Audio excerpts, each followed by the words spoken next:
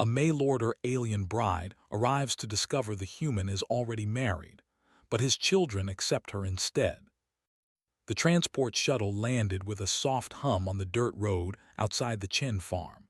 Zalara pressed her silver hand against the window and looked out at the simple wooden house surrounded by golden fields. Her heart beat fast with nervous excitement. After 3 months of travel across the galaxy, she had finally arrived at her new home. She adjusted her traveling cloak and picked up her small bag. Inside were all her possessions from Veloria, some clothes, a few books, and a crystal her mother had given her for good luck. Zalara took a deep breath and stepped off the shuttle. The air on Earth Colony Beta 7 smelled different from home. It was warmer, sweeter, filled with scents she did not recognize. She walked slowly toward the farmhouse, practicing the greeting she had learned. "Hello, Marcus Chen. I am Zalara. I am very happy to meet you." "Can we help you?" the man asked carefully. Zalara felt confused. She pulled out her datapad and showed him the screen. "I am Zalara from Veloria. I came through the Galactic Unity Marriage Program. You are Marcus Chen, yes?" "Oh, no, no, no. Before we got married, I had applied to the program because I was so lonely. But then I met you, and I forgot all about it. I completely forgot." She had prepared for months to be a wife, to start a new life, to belong somewhere. Now she was standing in front of a married couple who did not want her. "I am very sorry," Zalara said quietly. She turned to leave. Where would she go? She had no money for return transport. The program had used all her savings to bring her here. "Wait," Sarah called out. She hurried down the steps and gently touched Zalara's arm. "Please wait. This is not your fault. You traveled so far. You must be tired and hungry." Her eyes felt hot with tears she tried to hide. "Dad, Mom, who is that?" A young voice came from the doorway. A small girl with dark hair and curious eyes peeked out. She looked about 8 years old. "Maya, go back inside," Marcus said, but Maya did not listen. She walked right up to Zalara and stared at her with wonder. "Your skin is so pretty. It looks like moonlight. Are you from space?" "It is very far from here." A boy and a girl who looked exactly alike stood watching. The girl had long black hair pulled back in a ponytail. The boy wore glasses and carried a book. "Twins," Zalara said. "You have twins. And this little troublemaker is Maya. The next shuttle to Veloria does not leave for weeks."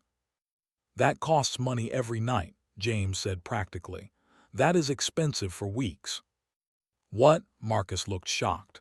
"We have a guest room. It is empty. This young woman traveled across the galaxy because of a mistake we made. Well, you made. But it is our responsibility to help fix it. She will stay here until the program arranges her transport home." "You are not trying to steal anyone. You are just a person who needs help, and we help people in this family." She had expected to find a husband and a home. Instead, she found a family that was already complete, but they were offering her kindness when they could have turned her away. "Thank you," Zalara said softly. "I accept. I will help with work while I stay. I will not be a burden." Maya grabbed her hand and pulled her forward. "I want to sit next to her at dinner. I have so many questions." 3 days had passed since Zalara arrived at the Chen farm. She woke early each morning before the sun rose and tried to make herself useful. She did not want the family to think she was lazy or ungrateful. On the 4th morning, she found Marcus in the fields looking worried at his crops. The plants had yellow leaves and seemed weak. "Is something wrong?" Zalara asked quietly. Marcus jumped a little. He had not heard her approach. "Oh, good morning, Zalara. Yes, these plants are not doing well. The soil here is good, but something is missing. I have tried everything." "On Veloria, we have plants like these," she said. "They need a friend plant nearby. One plant gives, the other takes, and they help each other grow strong." "I know a little about that, but not much." She explained which plants grew well together and which ones did not. She showed him how to read the soil by touch and smell. Marcus listened carefully and took notes in a small book. This is amazing, Marcus said. If this works, our harvest will be much better this year. Zalara, can you teach me words in your language, please? Teach me how to say hello and thank you and I love you. You learn fast, Zalara told her. Maya beamed with pride. Mom says I am good at languages. I already know some Spanish and French from school. Can I talk to you? Lily asked. She looked nervous. Of course, Zalara said, putting down her book. Please sit. They laugh at the books I read and the clothes I wear. Maybe wear different clothes or pretend to like different things. I felt bad about myself for many years. The real question is, do you like who you are? The wrong friends will never be happy, no matter how much you change. My science teacher gave me an impossible project, James said. I have to explain how alien plants might grow differently than Earth plants, but I do not know anything about alien plants. Can you help me? Come, I will show you. James filled his notebook with information and drew careful diagrams. This is so cool, James said excitedly. My teacher is going to be so impressed. You should be proud. She caught Marcus's eye across the table and nodded slightly. Marcus smiled back at her. After the children went to bed, Zalara helped Sarah clean the kitchen. They worked in comfortable silence for a while. The children really like you, Sarah said finally. They are good children, Zalara replied. You and Marcus raised them well. All of you do. Yes, please. The melody was slow and gentle like water flowing over stones. Maya's breathing slowed. Her eyes grew heavy. That is pretty, Maya whispered sleepily. Will you stay until I fall asleep? Downstairs, Sarah and Marcus heard the soft singing through the ceiling. Marcus, Sarah said quietly, maybe this mistake was not really a mistake. She had added small touches, a Valorian wall hanging, some dried flowers and books arranged neatly on the shelf. It was starting to feel like her space. One morning, James burst into the kitchen with a huge smile on his face. He was holding a certificate with a gold ribbon attached to it. I won, he shouted. First place in the regional science competition. The certificate said James Chen, first place alien agriculture and adaptation. I could not have done it without Zalara. She taught me everything about Valorian plants. The judges said my project was the most detailed and interesting one they had ever seen. On Valoria, silver skin did not show blushing, but she felt it inside. You did the work, James. You asked good questions and learned well. Can you help me with my project too? I want to do something about languages. She walked taller and seemed more confident. She was wearing a new shirt with planets and stars on it. That is a nice shirt, Zalara commented. Lily smiled. I bought it with my allowance. It has the Valorian star system on it. See, she pointed to a bright silver star. That is Valoria's sun. And today at school, when those mean girls laughed at my shirt, I did not care. I told them it represented something important to me. One girl even asked me about it. I think she actually wanted to know. He called Sarah into the other room. Zalara could hear them talking in low voices but could not hear the words. When they came back, Marcus looked sad. Sarah held his hand tightly. Zalara, we need to talk to you, Marcus said gently. Zalara's heart dropped. She knew what was coming. My transport is ready. No, Maya cried. She cannot leave, please, Dad. We are your family. Maybe get a work permit or something. Zalara helps us. She helps with the farm. She teaches us things. She belongs here. Someone who makes me feel like being different is okay. Please do not make her leave. They had become important to her too. That night, Zalara could not sleep. She sat in her room and looked at her few possessions. She thought about Valoria, her home planet. She had a small apartment there. She worked in a plant nursery. She had a few friends but no close family. Her mother had died 2 years ago. That was when the loneliness had become too much and she had applied to the marriage program. What was waiting for her on Valoria? An empty apartment and an ordinary life. What was here? A family that had somehow become her family too, even though she had no official place in it. There was a soft knock on her door. Sarah came in quietly and sat on the bed next to Zalara. "Cannot sleep?" Sarah asked gently. "I am thinking too much," Zalara admitted. Sarah was quiet for a moment. Then she said, "I have been thinking too, and I talked with Marcus for a long time tonight. We want to ask you something. What if you stayed here with us? If you wanted, we could apply to make you a legal guardian for our children. You would be family, just not through marriage. And Marcus and I have seen how much you have helped them grow. James is more confident. Lily is stronger. Maya is learning so much. You have become important to all of us. I never had a sister. Maybe the universe sent me one in an unexpected way. Would the program allow it? Would the colony accept such an unusual arrangement? At breakfast, Marcus explained the plan to the children. If Zalara agrees, we will apply to make her a cultural guardian. She would live here and help take care of you while teaching you about Valorian culture. She would be like an aunt to you. That means you will be here when I go to the university next year. You can help me with my application essays. She did not want to promise something that might not happen. I must also contact Valoria. I need to cancel my transport and tell them my decision. Finally, her mother's best friend appeared on the screen. Her name was Elder Sorna, and she had helped raise Zalara after her mother died. "Zalara, child," Sorna said with surprise, "I thought you would be settled in your new life by now. Is something wrong? Are you disappointed in me?" Zalara asked nervously. "Disappointed," Sorna laughed, and it was a warm sound. "Child, I am proud of you. You went seeking one kind of family and found another. That takes courage and an open heart. Your mother would be happy knowing you found a place where you are loved and needed. What does your heart tell you?" "My heart tells me I am already home." Then she and Marcus began filling out the forms for cultural guardian status. The next few days were busy. They needed letters of support from community members.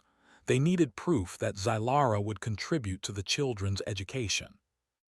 They needed medical records and background checks. The children helped in their own ways. James created a presentation showing all the things Zalara had taught him. Lily wrote a beautiful essay about what Zalara meant to her. Maya drew pictures of their family with Zalara included in every single one. But not everyone in the colony was happy about the situation. One day, Sarah came home from the market looking upset. "What happened?" Marcus asked with concern. "Mrs. Patterson was spreading gossip," Sarah said angrily. "She told everyone that we have a strange arrangement, that it is inappropriate to have another woman living in our house. I do not want to cause problems for you. They said mean things about aliens and asked rude questions." Maya came home crying.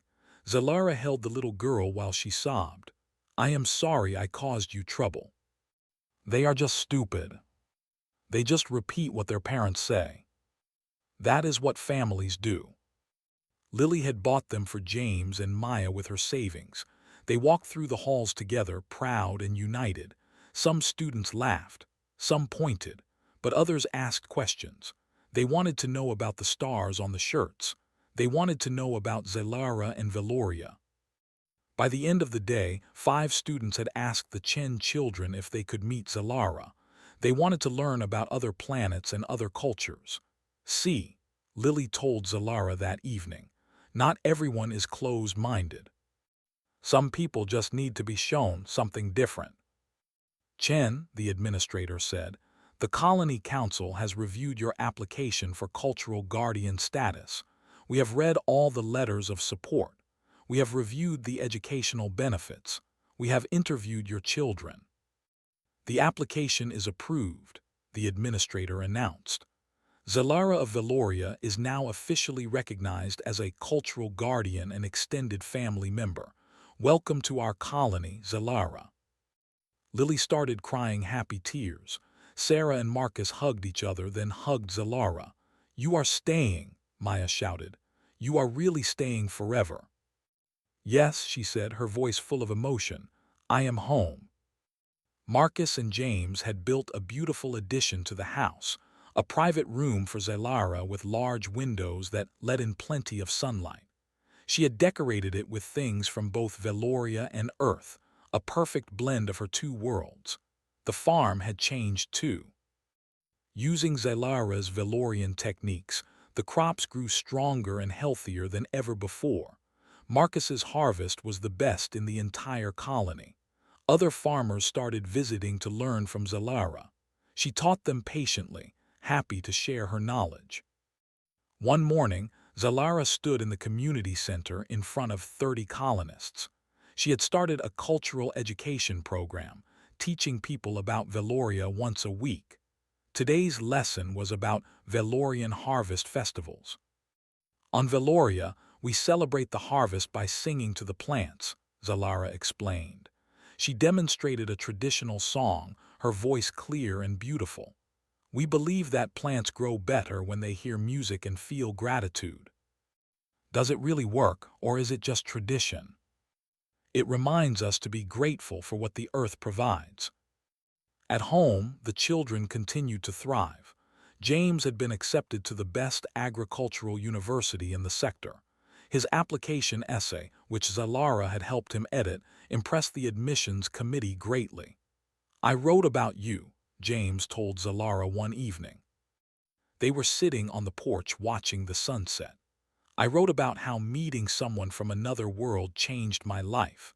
I wrote about learning that the universe is bigger and more wonderful than I ever imagined. Your parents must be very proud." She now led a diversity club at her school, teaching other students about different cultures and planets. She gave presentations about Veloria and invited Zelara to speak to her class several times. The mean girls who once bothered Lily had become distant memories. Lily had found real friends, people who appreciated her intelligence and quiet strength. She spent her free time studying xenobiology, hoping to one day work with alien species.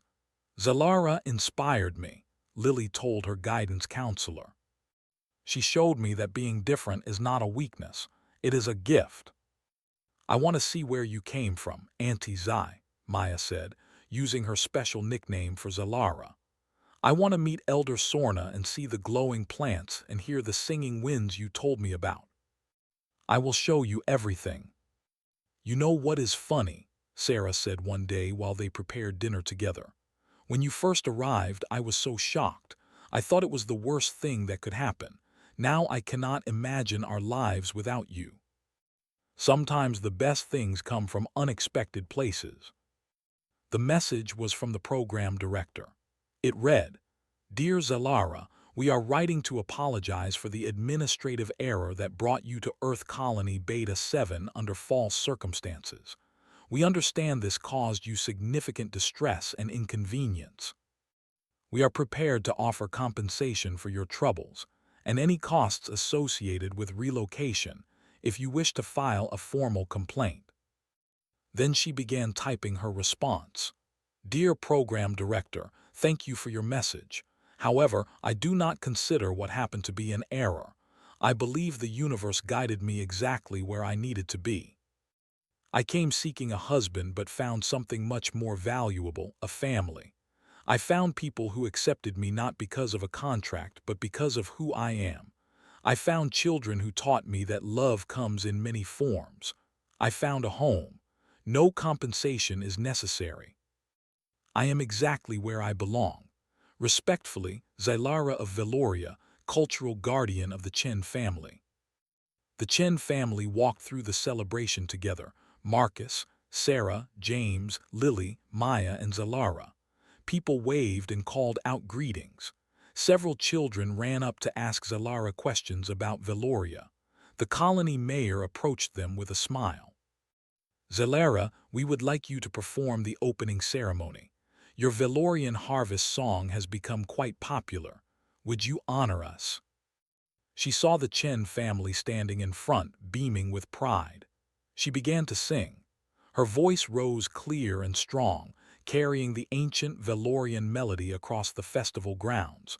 The crowd grew silent, listening with respect and wonder. When she finished, everyone applauded loudly. Maya whistled through her fingers. James cheered. Lily wiped happy tears from her eyes. After the ceremony, Marcus put his arm around Zalara's shoulders in a brotherly way. You know, when I filled out that application years ago, I was looking for someone to share my life with. I was so lonely after my first wife died. I thought I needed romance to be complete. Now I understand that family is not just about marriage, Marcus said. It is about people who choose each other, people who support each other, people who love each other in whatever form that love takes.